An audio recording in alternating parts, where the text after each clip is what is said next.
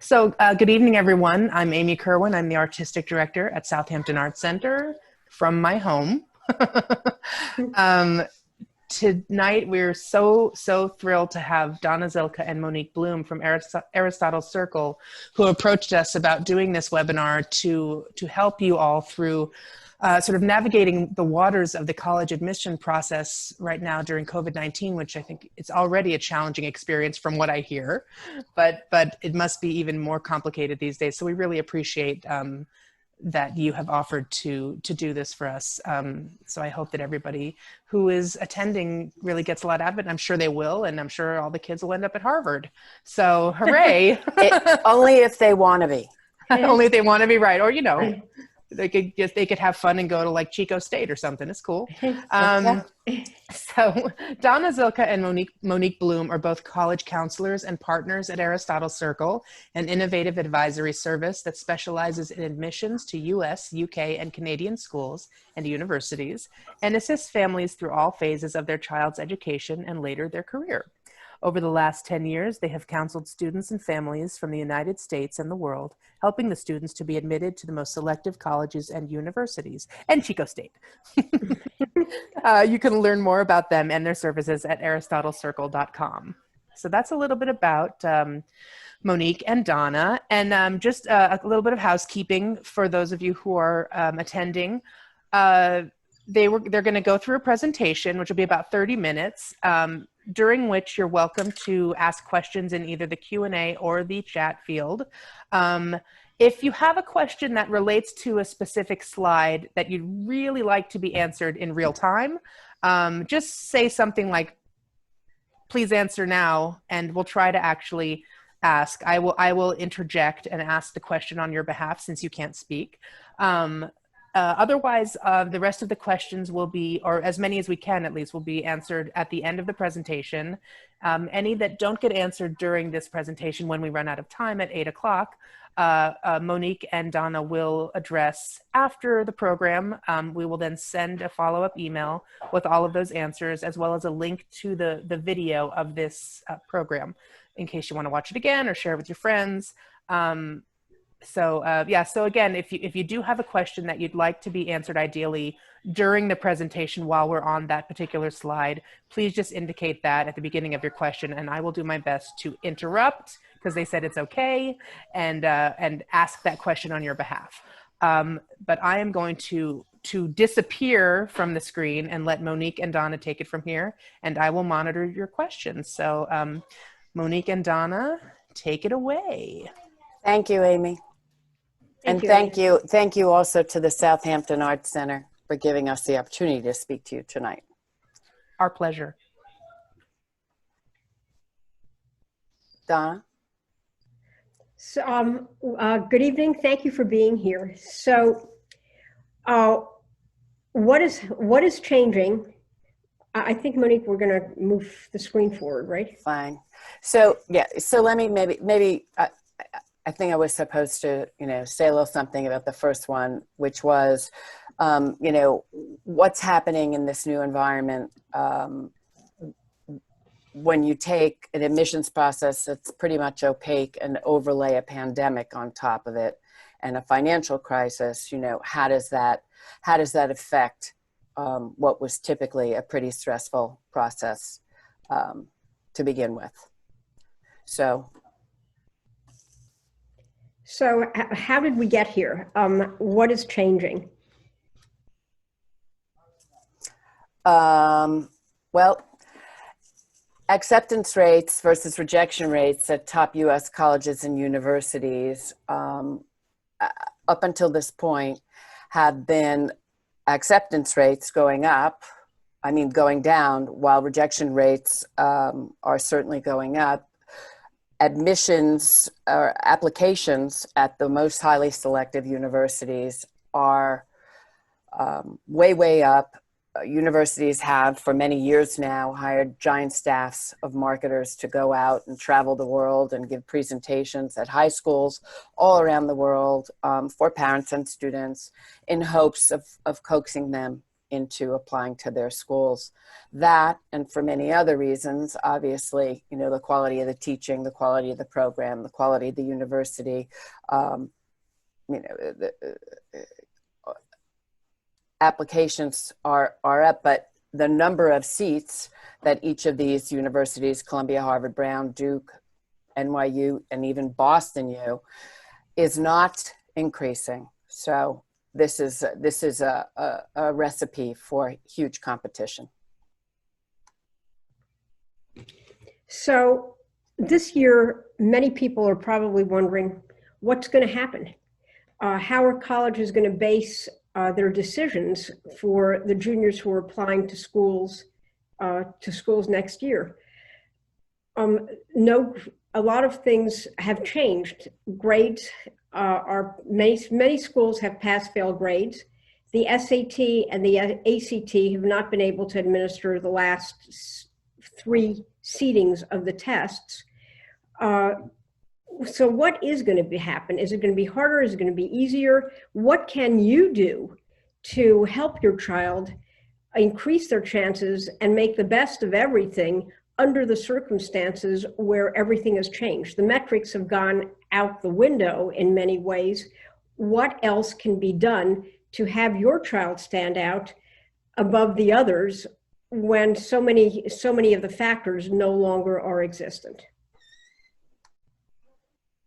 So what's a typical junior year? You prepare for SATs and ACTs, you take them twice, maybe 3 times.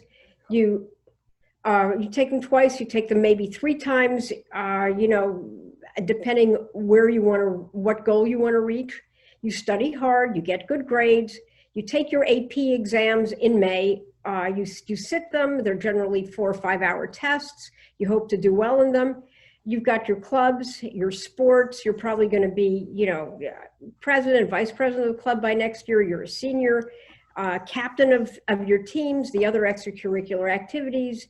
You've achieved a level of input at this point where you really have a leadership position. You do summer programs, maybe at colleges or universities. Your internships were all set up, part-time, full-time work. Everything was all set for the summer. This was your summer leading into senior year. This was your last straight line to the application process. All of that has been done year after year after year. You were sort of set in what the goals were and what needed to be done. Your volunteer opportunities were all set up. And then of course you had school trips, vacations, proms, everything the junior year entails. And all this, boom, has changed along with everybody else's lives. Right.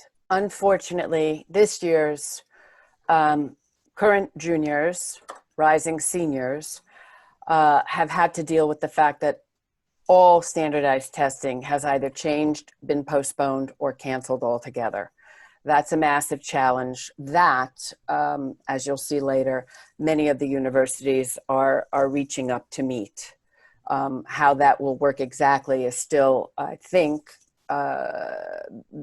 being marinated on by universities, but by and large, they're going to and have declared that they will work with students. Students have had to contend with remote learning. Schools, both private and public, have had to figure out a way on the turn of a dime to deliver meaningful teaching and learning remotely on a computer, and it's been a huge challenge. Therefore, they were a little uncertain as to how they were going to grade students, being as how this is probably the most important semester for them. Many schools opted to pass-fail grades. Many schools gave kids the option to choose pass-fail. And other schools, you know, did something different, which was to just keep grading the way they were grading and assuming that the students were getting a really, really good education and learning the material. Students this year took the very first ever online AP exam. It was given as a 40-minute exam rather than the 4-hour exam Donna described before. And there were myriad, oh my goodness, so many problems so many kids had with time stamping and submitting those tests. They also were tests that were only meant to test the portion of the AP curriculum that had been covered up until the point when schools were let out. Clubs and sports and activities that, as Donna mentioned, you'd work so hard, you'd set your sights, you put yourself in potentially a leadership position, you didn't meet at the end of the year. So some of that stuff is up in the air, and there certainly is a question as to whether or not sports will reconvene in any meaningful way, both, at school and in the country. So that's an issue. That doesn't make you any less talented an athlete. It just means it's a little more challenging to get that across in this year that could have been a leadership year. Summer programs, many were canceled, but more moved online because these colleges and universities are desperate for this revenue. They have adjusted prices, and they are planning on putting on very meaningful programs online for kids who applied to selective programs, meaningful programs that were sort of in line with their core interests. And again, volunteer opportunities are sort of limited as we all need to be socially distanced. But I think creative students can find many ways to make themselves relevant, useful, and take away a good feeling from having helped during this time. And the other thing is, it's really hard. I mean, this has been stressful for adults. I would imagine that young people are feeling that stress. So it's a time when we're dealing with a whole bunch of stuff all at the same time. And we're here to help you to sort it out. So what happens next? Right. Yeah.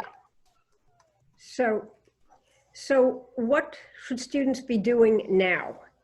Especially, rising seniors. You should continue prepping for the SAT or ACT because both of those, the College Board and the ACT, have added dates. The ACT might be trying to develop an online test. They have done it in Europe already, so that could happen in the US. Many schools have said they're going SAT, ACT optional. Optional really just means they'll look at your application without an SAT or ACT. If you have a good test score, a decision between two students who are equal, one who has a high SAT or ACT and one who doesn't have one, the school will take the student that has the SAT score. So it hasn't gone away. And for those rising juniors, it will come back. This is big business, and they will not just say, we are stopping. And schools, it is one more metric, and schools need as much information as possible on every student. So continue studying for them. Then, okay, safe online volunteer opportunities. There are different programs that you can do online where you can help. You can also connect with seniors in nursing homes online. Some kids are running bingo programs. There are environmental groups that are meeting. There are many things that students can seek out to add to their profile and maybe enjoy while they're at home during this period. Okay, summer programs, many courses have gone online. There are many more offerings. They're accepting more students. A lot of our students have decided to take online courses. And of course, they are much less expensive than the classes where you have to sit in, and be on a campus. So virtual tours of colleges, because students can't visit in person, and many colleges consider that part of, shown interest in the school. Many schools now have amazing online tours where you really can get many details of a school. And in the application, the why this school, it's very important to do your research on the school now online, to take the virtual tours, to ask the questions that you can ask on the virtual tours, because that shows the demonstrated interest in the university. And also right now, the common application, the personal statement prompts are out already. the students should get a head start on this, because you never know what's going to happen in September. School starts. Will school continue to be pass-fail? I have heard many schools that are going back to graded, because one semester of pass-fail is enough. So start working on the applications now, get things done so you can concentrate on school and what else needs to be done in this unusual situation. So this slide sometimes makes people nervous, but it shouldn't. This really is a depiction of how in years past, and this is 2019 data, we have an organization that sort of monitors all college counselors nationally and internationally, and they've been polled, and they were asked, of all these factors that are taken into consideration for college application and college admission, which are most important, moderately important, and of limited importance. The reason it's sort of critical to understand the feeling that the readers, the admissions counselors have and have had in the past is, this year, many of these factors that you see on the left don't exist anymore. So they'll have been interrupted. You will be able to represent them in some way, shape, or form, but they will not look necessarily like they have in years past. So it is possible that you might not get to sit for your best SAT or ACT. It is possible that you had to struggle with submitting an online AP exam. Activities for this summer, which may have been planned for months, might not happen. So the point is, we understand, and we have been speaking to colleges, we understand that they're going to be very forgiving on many levels, but there are certain things that are not going to change. One is grades. One is the strength of your curriculum. One that jumps right to the top, maybe from the middle, is the strength of your personal statement.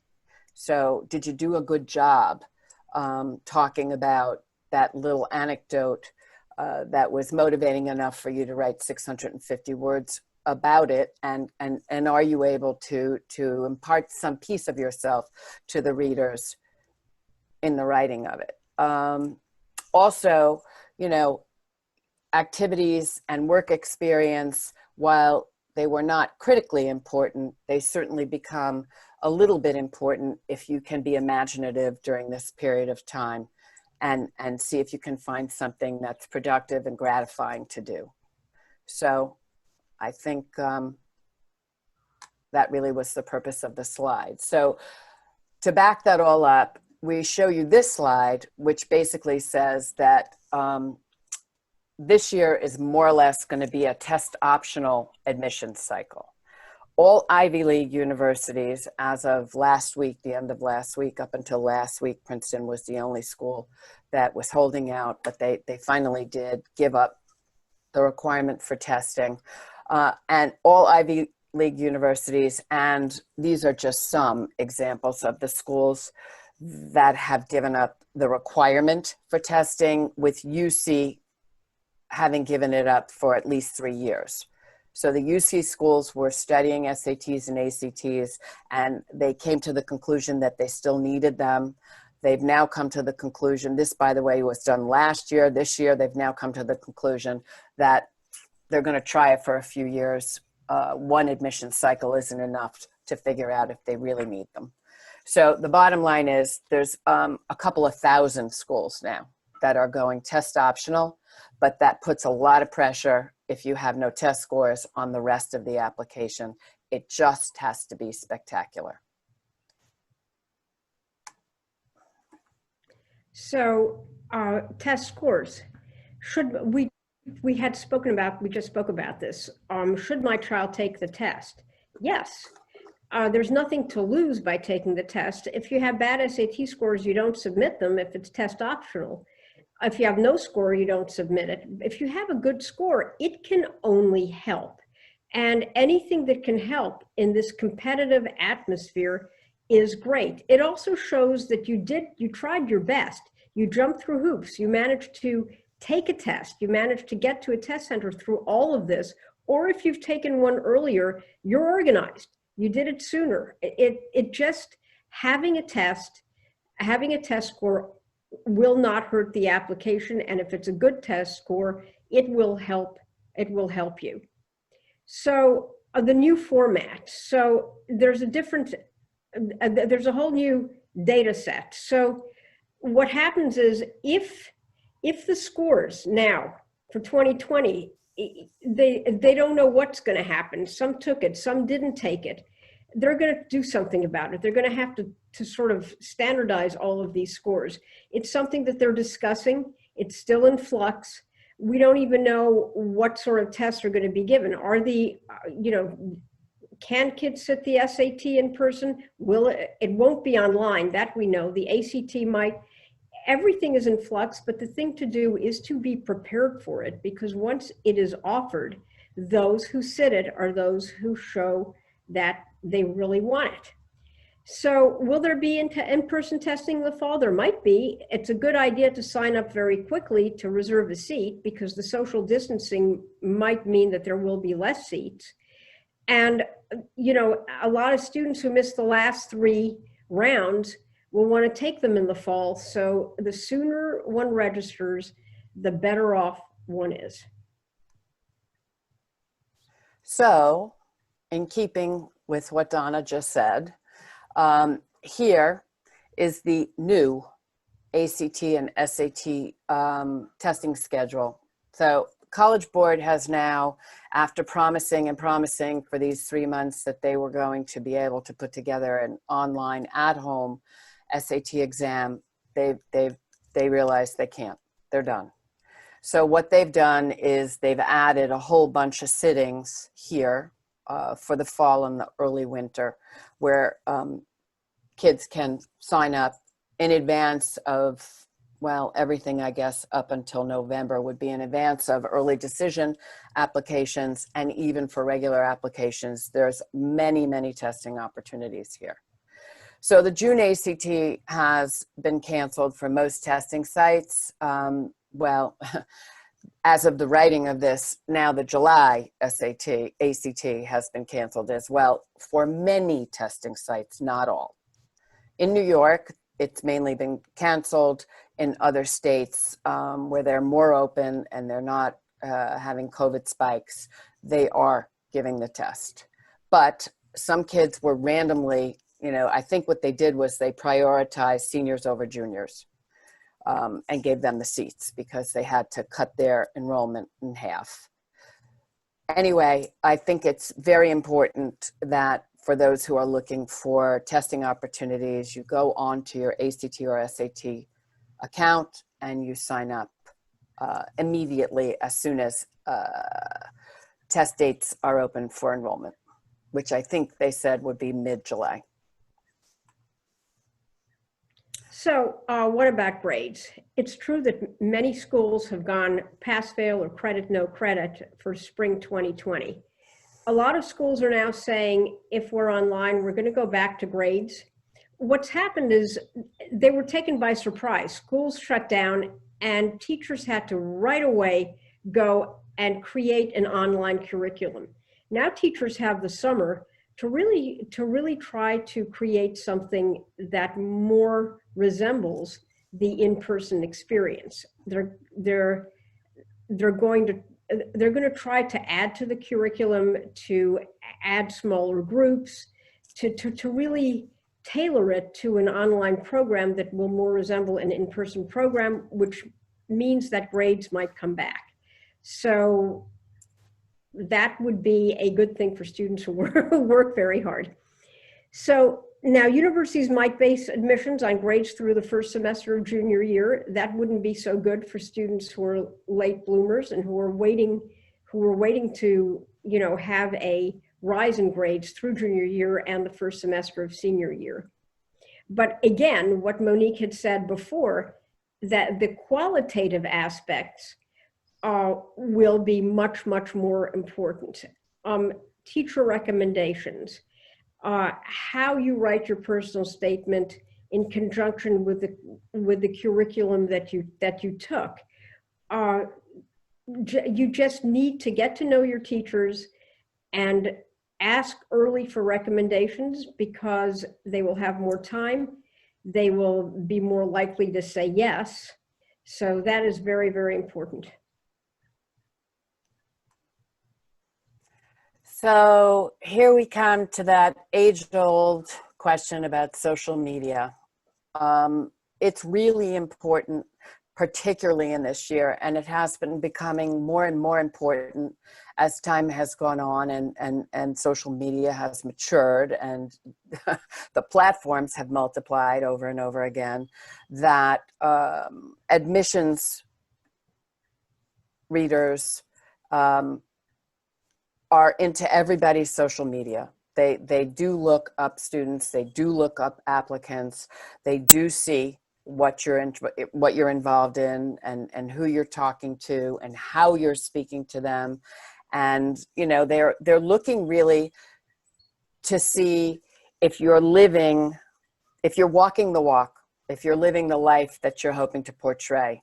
So the pros of having social media are endless, right? You know, if you're an activist for a particular cause, this is an opportunity for you to create content and put it up there. If you're a member of the community and you're helping with a cause in the community, this is an opportunity for you to publicize those causes. As it says here, you know, these sorts of things verify your narrative. See if you can engage somehow with important figures on social media. That's a very good thing. If they have something that they're saying that's very interesting to you and also sort of verifies your narrative or is about things about which you are passionate, I think, you know, go for it. It's fine. However, social media, like most things on the internet, are permanent. There is absolutely no way to get rid of them. They just are. Make sure that your social media or your profile is cleaned up, edited, no illegal activity, no drinking and smoking, no partying out at a bar during the time of COVID, no nonsense language, no inappropriate interactions or bullying, for heaven's sakes, none of that. And certainly under no circumstances should there be an opportunity for you to make a negative comment about your school. So what's going to change in 2020? Well, it's a recap of what we said. So the different elements will change. Grades and scores may have to take less importance if schools don't have the metrics to judge you on them. The personal statement, the supplemental essays, will take on a much greater role, because that is another way of you being able to introduce yourself to schools. I mean, what's going to happen is the seats are going to remain the same. There's going to be an admissions process. A lot of juniors, a lot of incoming freshmen might defer their year. Things will bottleneck. So your letters of recommendation, volunteer work, even if it's online, all of that is still going to make a difference. So it's important. Grades and scores, of course, are going to be less forthcoming, because you will not have any, maybe. So then, Monique, I know that you wanted to talk about the deferrals and all of that. Oh, okay. So there is an issue which one could see when this all started a little bit further down the road, and that is to say, this year's students who are expecting to attend college in September are really struggling with the idea of having a blended beginning, meaning online and in person, some online, some in person, only online, or maybe even in person, but with an abbreviated school year. So what's happening is a lot of students have approached schools to say, I'd like to defer my admission if that's at all possible. And, you know, I'll come in the next year.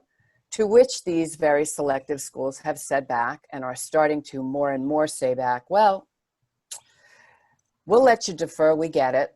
We understand. However, we cannot guarantee you a seat next year or even next semester. So you're either going to have to take your chances and we'll let you know when we have a seat for you, or you'll have to reapply.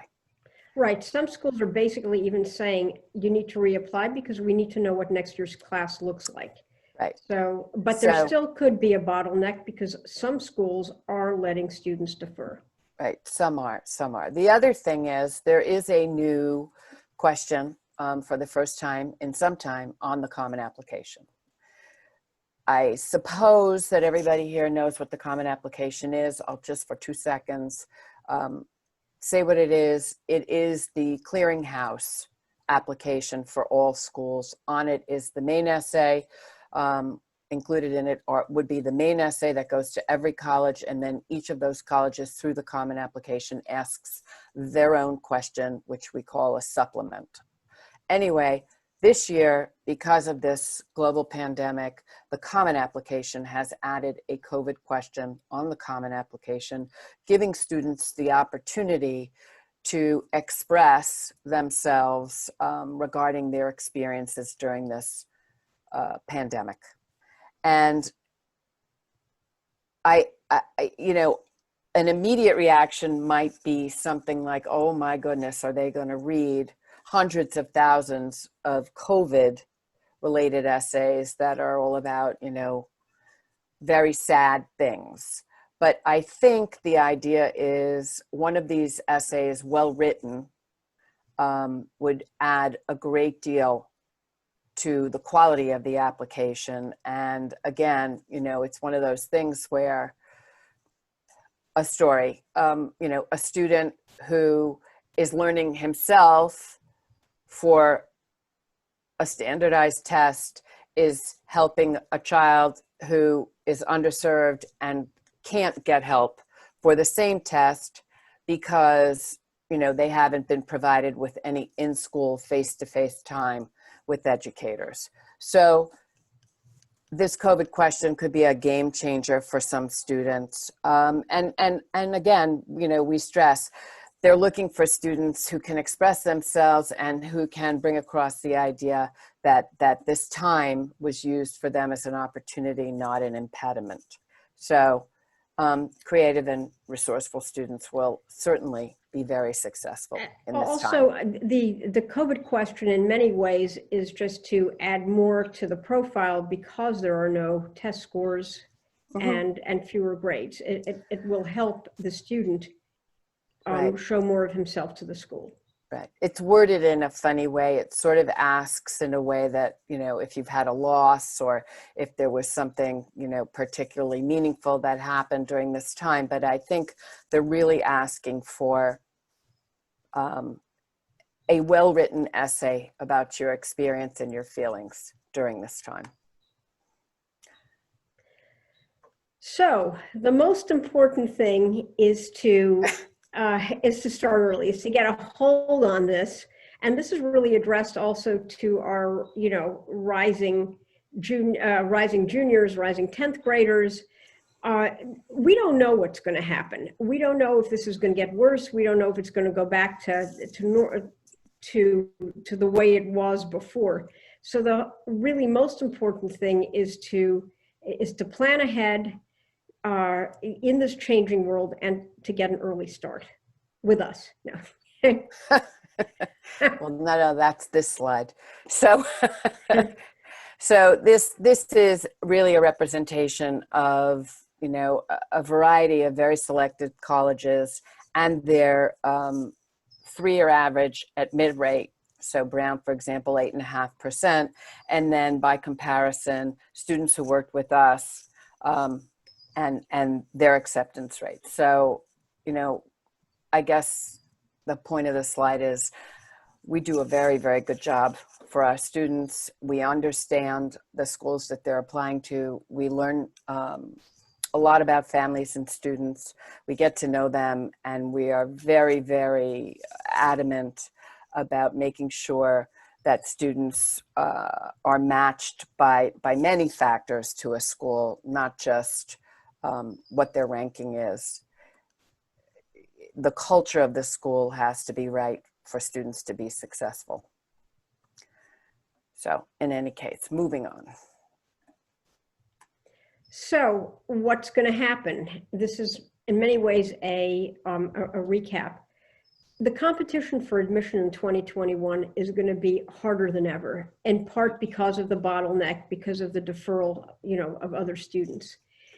We'll see less international students, so that might help, but we may not, because international students may still apply and do the program online. If the colleges are going to do probably a hybrid of in-person and online, those students with underlying conditions and those students who can't get there will still be able to attend. Now, will schools be going test optional? They will for this year. Schools would like to get the test back, but let's see what happens this year, whether there'll be some new factor for colleges to be able to decide between students. But testing is one among many that colleges find very helpful. Yes, essays, letters of recommendation, activities, all of that, the softs, as we called them, rather than the hard metrics, will become much, much more important. And students will have to definitely be resourceful in finding ways to get good letters, essays, and more activities. So the students who really look out of the box, do find ways to keep busy. Don't stay in front of the PlayStation or watch Netflix because there's nothing else to do. Really will be ahead. You could do a Duolingo language, learn a new language online. You could create social media platforms. You could just get involved and show passion for something. That would be very helpful. Oh, thank you so much. Thank you for coming. Amy? To your living room. Yes. Thank you guys so much. Let me come back on video. Hi. Hi. Well, you were so thorough that there are no questions. Oh my goodness. Oh, well. There was, somebody did ask how might education change, but I feel that you did probably answer that. But if you want to reiterate how education might change, you feel free. Well, I think education right now is going through an absolute revolution. I think, the idea that at any point we could be, by and large, online learners seemed ridiculous. And all of a sudden, within 2 weeks, the entire planet were online learners. There were no in-person classes. So I think that going forward, there's going to have to be a whole lot of planning that goes into making sure that the teaching and the learning are happening in the way that they're supposed to. And also that resources are being provided where they need to be in order for this to be effective. Well, also, I think that liberal arts colleges are going to have to rethink. Well, that's a whole nother thing. True. Are going to have to rethink the whole thing. $80,000 a year. What are you currently paying for? You're currently paying for the experience. You're currently paying for a class of, let's say 800 to 1,000 students who are completely different from you. You're learning in the cafeteria, you're learning on the sports field, you're learning everywhere. That's not going to exist now. And do you need 4 years? Does it need to be so expensive? What distinguishes, the Williamses of the world from the University of New Hampshire's if it's going to be online? And that is, unfortunately, all these liberal arts colleges are going to go through a very big thinking phase, and many are not going to make it through all of this because they just don't have the resources.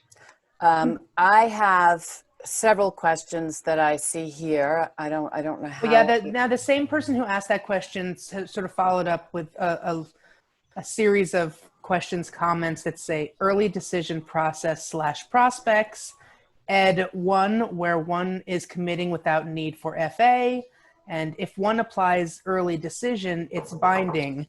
Does that help to the extent that institutions are pressured for revenue/enrollment? Right.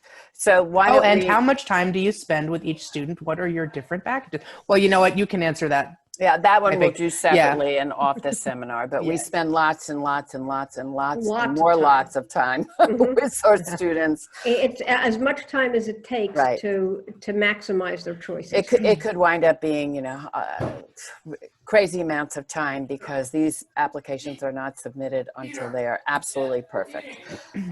I think that the easiest way to answer this series of questions is to answer the last one first, which is to say, if one applies early decision, it's binding. That's true. That means legally one must attend if you are accepted. Does that help to the extent that institutions are pressured for revenue and for enrollment? And the answer to that question would be an obvious yes.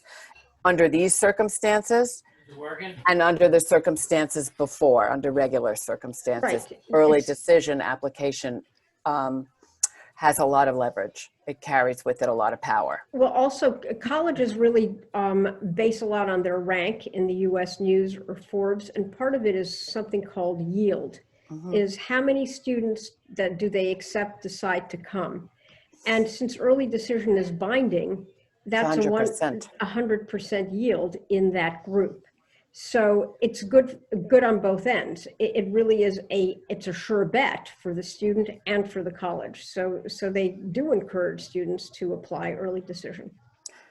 I hope that answered that question. I don't see a follow-up, so let's say that it did, because I just found two other questions in the other spot. One is, thank you for the great information. What advice would you give a rising sophomore in this environment? Donna, you wanna kick it off, and Yes, I'll follow on. As we in fact said in the presentation, we don't know what's going to happen, but rising sophomores should think about still that the SAT may not go away. Rising sophomores should work as hard as possible. That hasn't changed. The rising seniors have a completely different situation right now because we're right in it.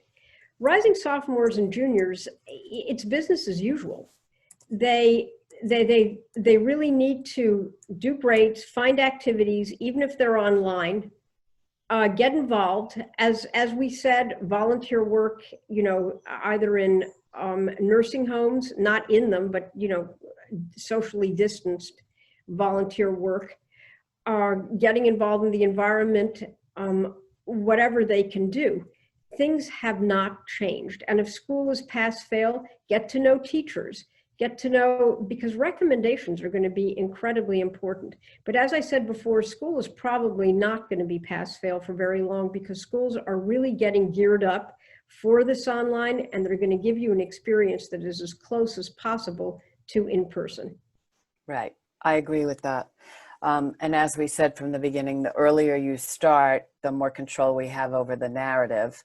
So I don't think that there's anything that's going to fall away permanently as a result of this particular admission cycle. I do think that there'll be a whole bunch of stuff that might, in the end, become more critical, but tests are not going away, not anytime soon.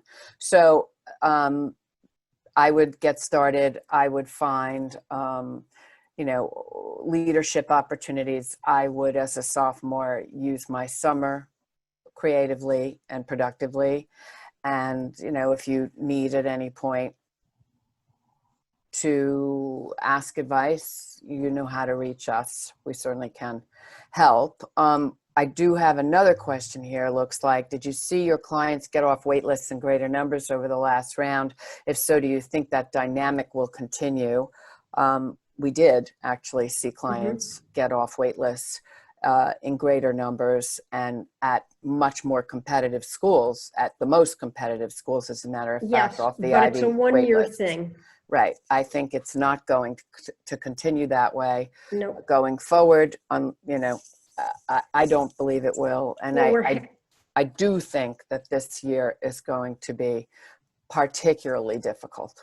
Yes, because we're going to run into some bottlenecks. There will not be, the wait list will probably not move. They will accept their class, and then they will take kids, those who say you have to wait, they'll take kids who've deferred, and then they'll go to wait list. Believe me, the wait list is not going to move that fast next year, but it is moving this year. It sure is, Faster. because there are a lot of students who are stuck. They can't, they can't commit. So it's a problem. There is another question here. So we went from no questions to many questions. This is so great. How many letters of recommendation does one need for their application? The answer to that is you need 2 from a teacher. You need 1 from your guidance counselor.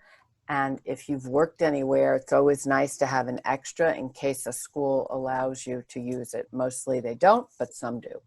And sometimes music teachers, or, you know, sometimes schools allow you to add that, but definitely 2 from teachers. Right.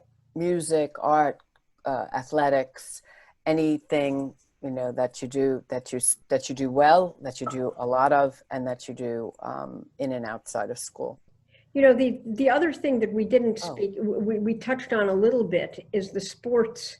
You know, a rising sophomore who's a great athlete, things might change a little bit, because if you don't have access to the playing fields and to sports, academics will become more important. Yes, that's very true. I agree with that 100%. Here's another question. Do you think some private universities, I think we may have touched on this, but you think some private universities will close because of COVID, and what will that do to the competition for the remaining schools?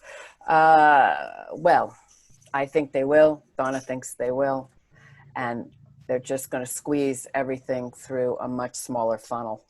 The reduction in attendance for next year is costing schools between $20 and $40 million a semester. Many schools don't have that money in their endowments to survive.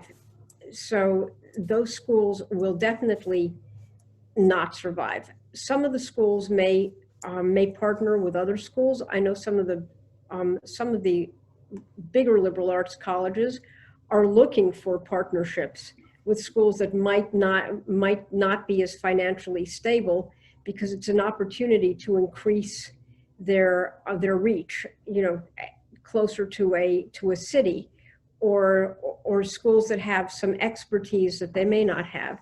Yes, they are going to, there'll be some mergers, but there'll definitely be schools that will disappear. Right. I believe it or not, another question. So is it important to have teacher recommendations in different disciplines, i.e. English and math, or is English and history okay? In my opinion, I think it's the depth of the relationship between you and the teacher that is quite important, but also it matters a lot what sorts of programs you're applying to. So if you're applying to an engineering program and you've got this fabulous teacher recommendation from your English teacher and your history teacher, if I were reading this application, I'd kind of wonder about that. So I think you need to gear your request to teachers to what you're interested in and where you're applying. And if you're a social science person, a social science student, a social science applicant, then it's okay to have an English and history recommendation. Would you agree with that, Donna? Yes, absolutely. Okay, it just needs to be fantastic. It just needs to be good. Yes. Oh, well, this nice person who's asking all of these questions, whose name is Anonymous, just said, it's a funny name, Anonymous, just said, thanks, more good advice. So I just want to make sure that you, Donna, know that was a lovely. Amy, do you see anything I don't see? I don't know. I think unless anybody else wants to quickly ask another question, we're just shy of our 1 hour mark. So And since all of the questions were in fact addressed during the session, there's none that I need you to answer in an email afterwards. So I will email everybody who attended with a link to YouTube if you wanted to watch this again, to remind yourself of what you learned today. And I hope it was enlightening for all of you, and I hope all of your children get into Ivy League schools. If that's where they want to go, just like you said. Right, if only if they want to. And, take a photo of the current screen. It's got the contact info for Aristotle Circle. And again, that's aristotlecircle.com, correct? Correct. Yes. So, Anne says she'd love a link. Thank you. Thank you so much. Getting some positive feedback from you guys. So I think we're done. Well, thank you so much for joining us in our homes tonight. Yeah. Yes, thank you all for joining, and aristotlecircle.com, says Monique. So check it out, and everybody enjoy the July 4th weekend. Stay safe, and again, thank you so much to Monique and Donna of Aristotle Circle, and have a lovely evening. Good night, everybody. Thank you so much for the opportunity. Bye-bye. Our Thank you. pleasure. Bye, everybody. Good night, everyone. Thank you. Bye. Bye.